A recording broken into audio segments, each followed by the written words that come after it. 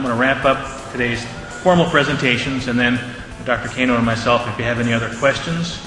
We've also got Dr. Phillips and Dr. Angulo here in the audience as well. If you've got any general pig disease questions as well, feel free to ask those. I'm going to talk today about a study that was done by our group looking at the vaccine Enterosol SC54, which is based on the Salmonella cholerae suis organism and has a license to control disease associated with Salmonella cholerae suis.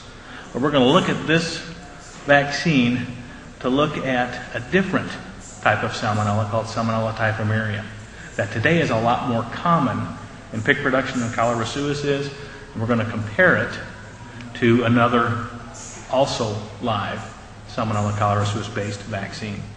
And there was a large group of folks here. This also has been published in the Journal of Swine Health and Production earlier this year in January. So if you want to go back to that paper, there's a lot more depth in there for you as well. If you have questions as we go through here, stop, raise your hand.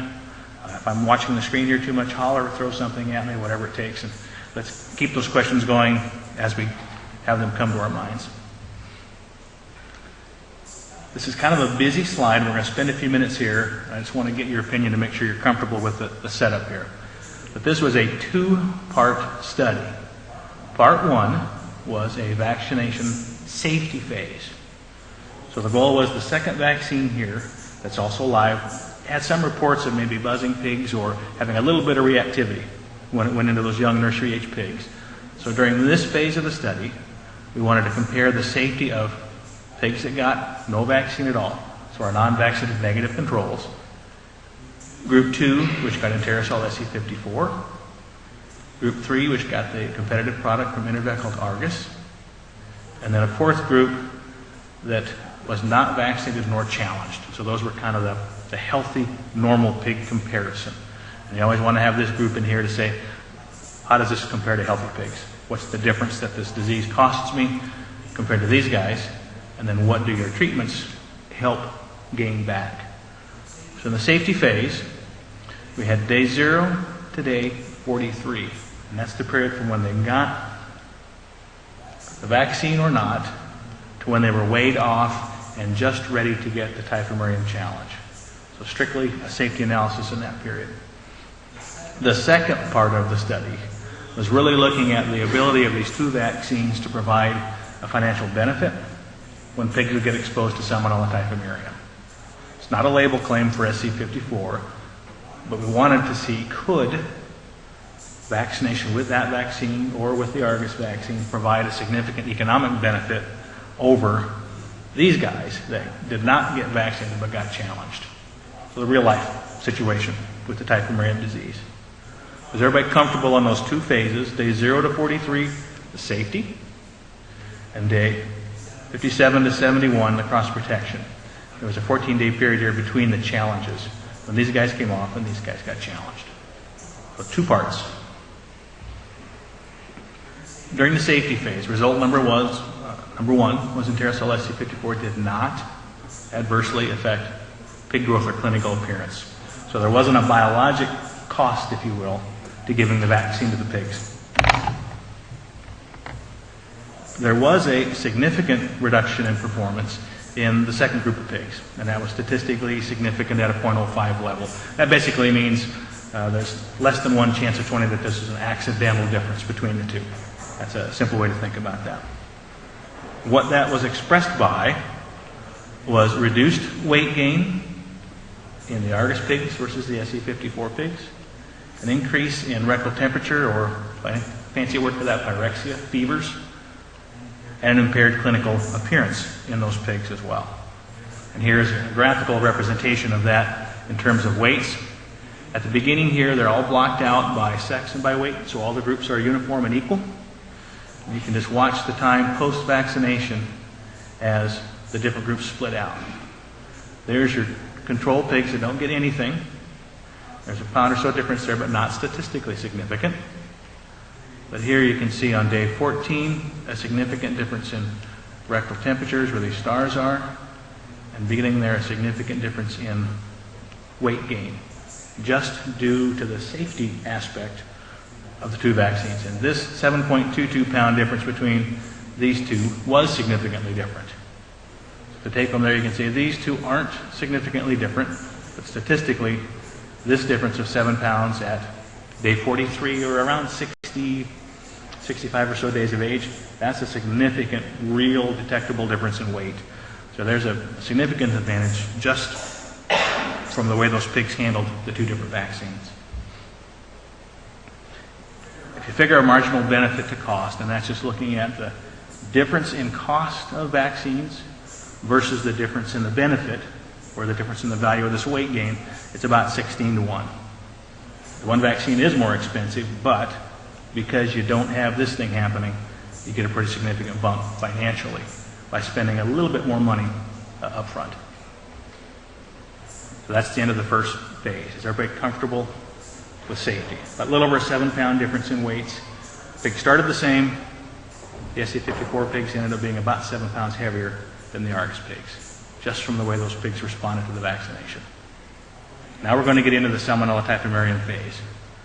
The clinical response of the two vaccinated groups to getting a challenge with Salmonella typhimurium. And again, that's a pretty common organism today, especially in finishing pigs. We don't see a lot of cholera suis, but we do see a lot of this thing now. Both vaccines significantly reduced the clinical impact of typhimurium. And they were both statistically significant versus the pigs that had no vaccine but did get the typhimurium challenge. There was less days with fever, less diarrhea in the vaccinated pigs, and the respiration, I think just a general sign of being feverish and not feeling good, the respiration rates were lower. And the pigs basically felt better. That's the best way to look at that. There were greater benefits by the SC54 product as compared to the other. There were a reduction in lesions in the intestine when these pigs were posted, so their gut's healthier.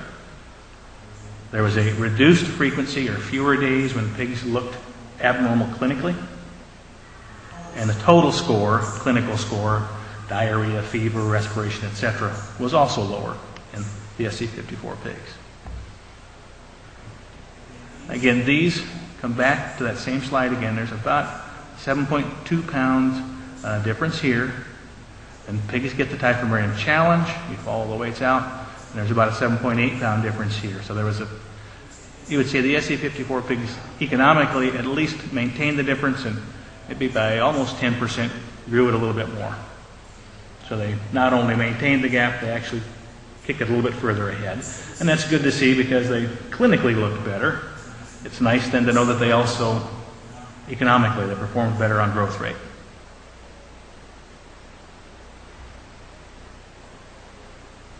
And after challenge, the average daily gain from the time they got challenged till the time they came off, 1.35 versus 1.31 pounds.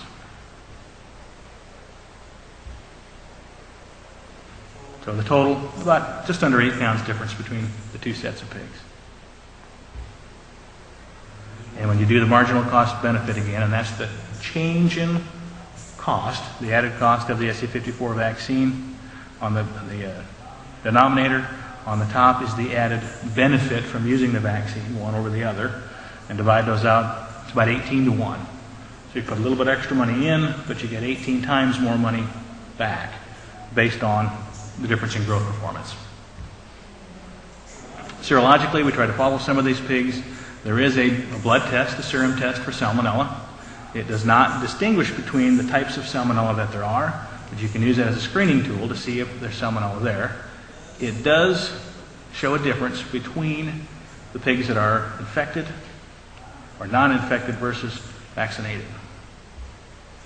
Seroconversion, as measured by the test, is not suitable for a compliance test because of that. You give the pig a vaccine, they're not really going to respond a lot serologically, so you can't use that as a proof that they were or were not vaccinated. You kind of have to do that based on faith and then on the clinical signs if they get exposed. I should say a few things about the study. It was blinded, and that means all of the people that were doing the observations didn't know what group was what. And some of these scores, like diarrhea scores or respirations, those things maybe can be a little bit subjective. And in the back of your mind, if you knew what each group was, you might have a bias. Well, to control for that, the people that were doing those scores didn't know what group was what. They just knew it was Group 1 through 4, they didn't know who they were.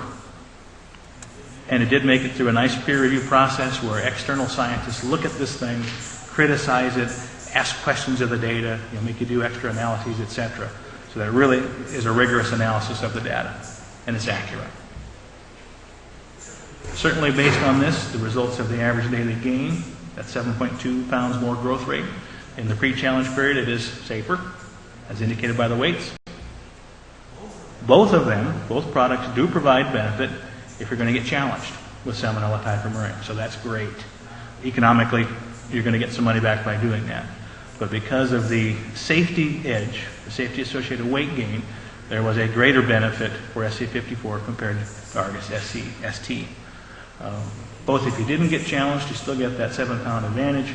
If you do get challenged, it's even a little bit greater. Both vaccines could work with serological monitoring using an IDEX ELISA for Salmonella. That is, you can use the vaccine and it doesn't make the pigs go positive. You can still do blood work to see if Salmonella has been circulating in those pigs or not. Some additional studies that were done. Dr. Dave Baum, who was with our team and now is with it's Monsanto Choice or Newsham Genetics, did a lot of work in using this vaccine on pigs as young as a day of age. So it's very safe irrespective of the age of the animal. A veterinarian on the East Coast used SC54 to control nursery salmonella disease. Some of the original licensing work done at Iowa State University by Dr. Ted Kramer and Dr. Michael Roof, who is now on our team, showed the attenuation process and safety. Axel Niebauer also demonstrated cross-protection in a scientific paper against Salmonella typhimurium and DT104. And then a duration of immunity study looking at vaccinating pigs 3 weeks of age and carrying those guys all the way to market weight. So that if you do want to give the vaccine at a young age when it's convenient, in the farrowing house or early in the nursery, those pigs will be protected all the way to market weight. That's it for my presentation. Are there any questions on this study or any other questions about PRRS, etc., that some of the members of our team could help you with? The question from Mr. Van Sick was, is safety a big concern? I don't think a lot of people have really measured the safety of the two products in the field. You do get some reports that we'll see some pigs get buzzed, etc., maybe the occasional mortality. Certainly with Argus, you do not want to inject that vaccine, because if it's injected, it can cause clinical disease. But if it's given orally, you do hear some reports, they looked off for a few days, etc. I think that number compared to the normal variation is probably hard to sort out unless you really did something like this where you blocked them up front, set them up, and compared them side by side.